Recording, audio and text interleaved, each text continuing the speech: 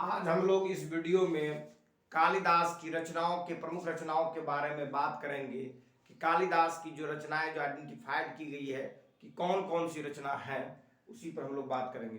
कालिदास जो है हमारे देश के जो प्राचीन समय के जो है बहुत बड़े विद्वान में से अपना स्थान रखते हैं और इनकी जो प्रमुख रचनाएं हैं जिससे कि ये जाने जाते हैं वो है इनके नाटक अभिज्ञान शकुंतलम, विक्रमोर्वश्यम, मालविका अग्निमित्रम। ये जो तीन देखते हैं ये तीन इनके बहुत महत्वपूर्ण जो है नाटक है और यह नाटक जो है लंबे समय तक हमारे समाज में जो है मंचन करते रहे स्टेजों पर। अब चूंकि नाटक का दौर अब खत्म हो गया है, उतना लोग रुचि नहीं लेते हैं, इसलिए हम लोग कम से कम अब नाटक देखने को मिलता है। परंतु जो हमारे एक दौर जो रहा है उस दौर में इसकी बहुत महत्वपूर्ण भूमिका रही है। लोग जो है कलाकार नाटक मंचन करते रहे हैं इनके कृत्य का। तो उन्हीं नाटक के बारे में बताएंगे आपको कि इनका जो नाटक है अभिज्ञान शकुंतला, ये जो अभिज्ञान शकुंतला है यह कालिदास की रचना नाटक के रूप में है। दूसरा जो आप देख रहे हैं विक्रमोर्वश्यम, विक्रमोर्वश्यम या विक्रमोर्वशी, यह जो है राजा विक्रम और उर्वशी के बीच के प्रेम प्रसंग के बारे में वर्णन किया गया है, यह भी एक नाटक है।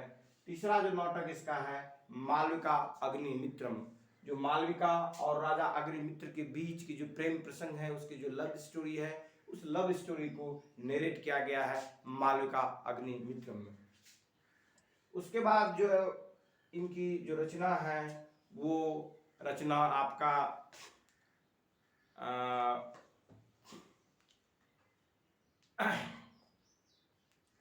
इपिक के रूप में है, जिसको हम लोग काव्य कहते हैं, काव्य के रूप में है, जिसमें रघुवंश महाकाव्यम और कुमार संभवम है। उसके बाद जो है इनकी जो रचना है लिरिक के रूप में वह मेघदूत है, ऋतु साहब। तो ये जो चीजें देख रहे हैं ये जो है आपका कालिदास की जो है रचना है और इन रचनाओं को जो है हम लोग थोड़ा सा डिटेल से इसको देख लेते हैं।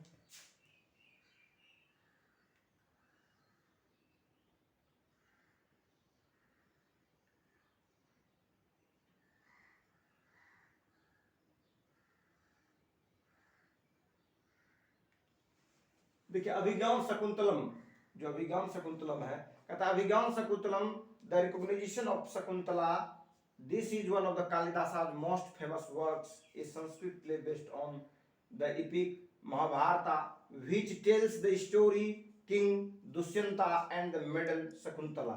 It is considered one of the greatest masterpiece of Indian literature. ये जो है कालिदास की जो ये रचना है अभिज्ञान शकुंतलम, इस अभिज्ञान शकुंतलम में कालिदास जो है यह प्रेम प्रसंग को दिखाता है। किसके बीच का ये प्रेम प्रसंग दिखाता है? राजा दुष्यंत और जो शकुंतला है उसके बीच की जो लव स्टोरी है उस लव स्टोरी को इसमें दिखाता है।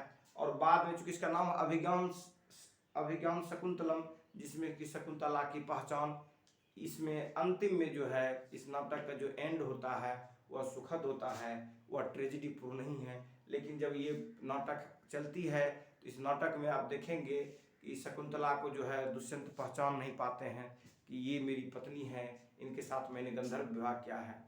तो ये जो नाटक है इस नाटक में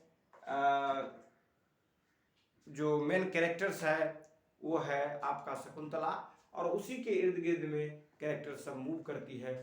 और शकुंतला का एक पुत्र रहता है जिसका नाम है भरत और इन्हीं के नाम पर जो है भारत का भारतवर्ष पड़ा है। तो कहता है अभिज्ञान शकुंतलम, शकुंतला की पहचान, यह कालिदास की सबसे प्रसिद्ध कृति में से एक है। यह महाकाव्य महाभारत पर आधारित एक संस्कृत नाटक है। राजा दुष्यंत और युवती शकुंतला की कहानी कहता है। इसे भारतीय साहित्य की सबसे बड़ी महान कृतियों में से एक माना जाता है। मैंने यह जो वर्क है कालिदास का यह बहुत ही फेमस वर्क है और बराबर जो है लोग जो है इस नाटक का मंचन जो है क्या करते थे, अभी भी जो स्टोरी के रूप में लोग इसे पढ़ते हैं और समझने की कोशिश करते हैं। उसके बाद है रघुवंश महाकाव्यम, जो रघुवंश महाकाव्यम है ये कालिदास की जो है ये इपिक है। इस इपिक में ये शास्त्रीय संस्कृत में लिखा गया एक महाकाव्य है। जो रघुवंश, जो राजा राम जो है वो रघुवंशी है, उन्हीं के परिवार के बारे में वर्णन इसमें किया गया है। तो यह शास्त्रीय संस्कृत में लिखा गया एक महाकाव्य है जो रघुवंश की पौराणिक वंशावली का वर्णन करता है। विशेष रूप से राजा दिलीप और उनके वंशजों की कहानी पर ध्यान केंद्रित है, जिसमें नायक राम भी शामिल है। इसमें जो है ना राम के बारे में भी चर्चा किया गया है। Meghaduta, the cloud messenger, this is the lyric, ये लिरिक पोएम है consisting of 111 stanzas divided into two parts describing the plight of a yaksha, a celestial being separated from his beloved and vanished to the Himalayas. He sends a message to his beloved through a cloud. Cloud के माध्यम से, मेघ के माध्यम से अपनी प्रेमिका को मैसेज भेजता है, उसी के बारे में वर्णन है। कहता मेघदूत, बादल संदेशवाहक, यह 111 छंदों वाली एक गीतात्मक कविता है जिसे दो भागों में विभाजित किया गया है, जिसमें एक यक्ष, एक दिव्य प्राणी, यक्ष दिव्य प्राणी की दुर्दशा का वर्णन किया गया है, जो अपनी प्रेमिका से अलग हो गया है और हिमालय में निर्वासित हो गया है। वह बादल के माध्यम से अपनी प्रेमिका को संदेश भेजता है। जो उसकी प्रेमिका है, उस प्रेमिका को संदेश जो है, जो कवि है वो कैरेक्टर के रूप में, यक्ष के रूप में कैरेक्टर को दिखाया है और उसके रूप में प्रेमी के लिए संदेश जो भेजता है, उसी संदेश वाहक को मेघदूत कहा गया है। अपनी प्रेमिका को मैसेज भेजता है मेघदूत के माध्यम से, मेघ के माध्यम से। उसके बाद कुमार संभव, कुमार संभव जो है, यह जो है यह भी महाकाव्य ही है, यह भी काव्य है। यह महाकाव्य शिव और पार्वती के पुत्र योद्धा भगवान कुमार कार्तिकेय के और या स्कंद के नाम से भी जाना जाता है।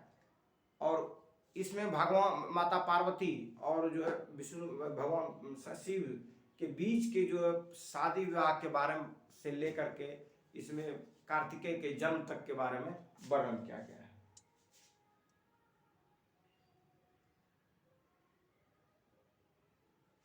ऋतु सहारा, ऋतु सहारा जो है यह गार्लैंड ऑफ सीजन, यह जो है दिस इज ए लिरिक, ये भी लिरिक है। मेघदूत के जैसा यह भी एक लिरिक है। जैसे कालिदास की जो रचना मेघदूत है वह भी लिरिक है, और कालिदास की जो रचना ऋतु सहार है वह भी लिरिक है।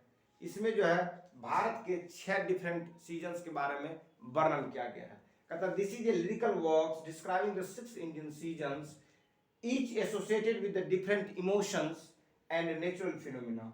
इसमें जो है प्रत्येक के बारे में, यह भारतीय ऋतुओं का वर्णन है करने वाली एक काव्यात्मक रचना है, जिनमें से प्रत्येक अलग अलग भावनाओं और प्राकृतिक घटनाओं से जुड़ी बातों को इसमें वर्णन किया गया है। अभिज्ञान शकुंतलम तो बता ही दिए, इस पर डिस्कस होगी।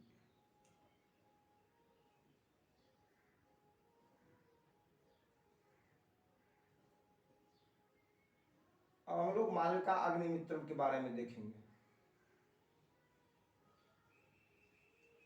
जो मालविका अग्निमित्रम है, कहता Malavika Agnimitram is a renowned Sanskrit play, यह जो है रिनाउंड संस्कृत प्ले है, नाटक है, written by an ancient Indian playwright Kalidasa. जो प्राचीन भारत के जो लेखक है कालिदास, उनकी ये रचना है मालविका अग्निमित्रम। कालिदास को भारत का शेक्सपियर कहा जाता है, इसलिए कि इनके जो ड्रामा है उत्कृष्ट ड्रामा रहे हैं, और शेक्सपियर भी जो है अपने दौर में बहुत बेहतरीन ड्रामा लिखे हैं इंग्लिश में। तो कहता Malavika Agnimitram is a renowned Sanskrit play written by the ancient Indian playwright Kalidasa. जो एंशिएंट जो प्लेराइट जो कालिदास है उनके द्वारा लिखी गई ये रिनाउंड मतलब फेमस, प्रचलित, बहुत ज्यादा लोगों के बीच में जाने वाली चीजें, तो ये रिनाउंड थे। It is a captivating romantic drama, यह जो है कैप्टिवेटिंग में आकर्षक होता है, मोहक होता है, जिसमें बहुत ज्यादा लोग उस देखने लगे तो देखते ही रह जाए, इतनी मनमोहक। एक बार जैसे फिल्म देखना शुरू करते हैं तब पूरा खत्म नहीं, तब पूरे देखते रहते हैं, उसी तरह जिसके मनमोहक जो आपके दिल को छूते रहे और आप चिपके रहे उसको देखने के लिए, पूरी उसी तरह से वर्ड किया गया। कैप्टिवेटिंग रोमांटिक ड्रामा है दैट नेरेट्स, जो कि नेरेट्स करता है, कहानी बताता है, the love story between the king Agnimitra, ये प्रेम कहानी बताता है किसके बीच में, अग्निमित्र के बीच में of the Shunga dynasty, Shunga dynasty के जो राजा अग्निमित्र रहते हैं उनकी, और एक ब्यूटीफुल मेडन, एक कुमारी जो है, एक लड़की रहती है, एक कुमारी, एक युवती रहती है जो है, जिसका नाम है मालविका। तो मालविका और अग्निमित्र के बीच की जो प्रेम कहानी है, इस प्रेम कहानी में अग्निमित्र कैसे लव इन फॉल होते हैं, किसके साथ, मालविका के साथ, उसी का इसमें वर्णन है।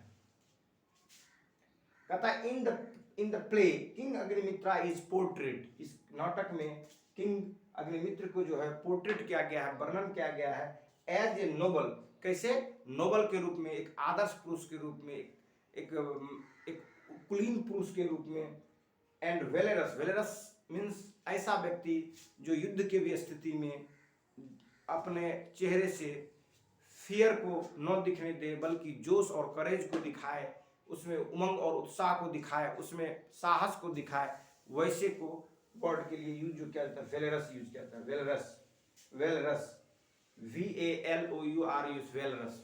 वेलरस का मतलब होता है कि जो फियर सिचुएशन है, situations of war, situations of difficulty, if any person show courage, that person is called valorous person.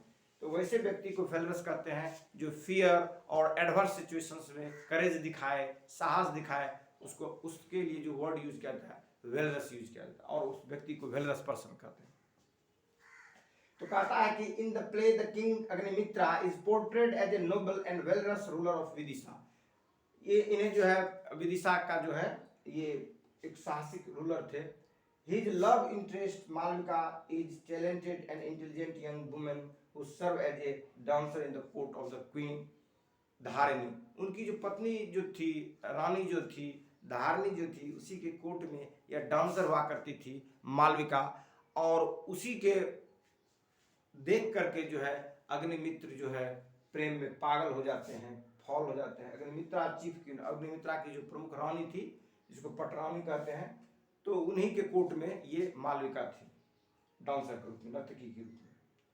The plot of the Malavika Agnimitram revolves around the king's infatuations with Malvika and his efforts to win her affection।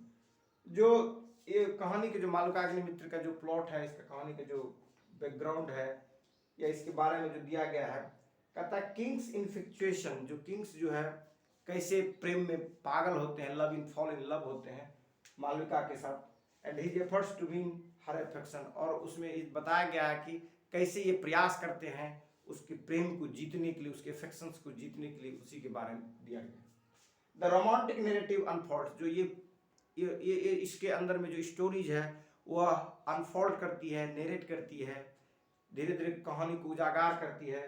किस चीज़ को उजागर करती है? Intrigue को, जो उसकी रुचि है, जो कहाँ तक सोच रहे हैं मालविका के साथ अग्निमित्र, और कुछ मिसअंडरस्टैंडिंग जो है उसके बारे में भी, और उसमें जो है मोमेंट्स ऑफ ह्यूमर्स के बारे में भी, जो रोमांस के लिए जो क्षण होते हैं उस क्षण के बारे में भी।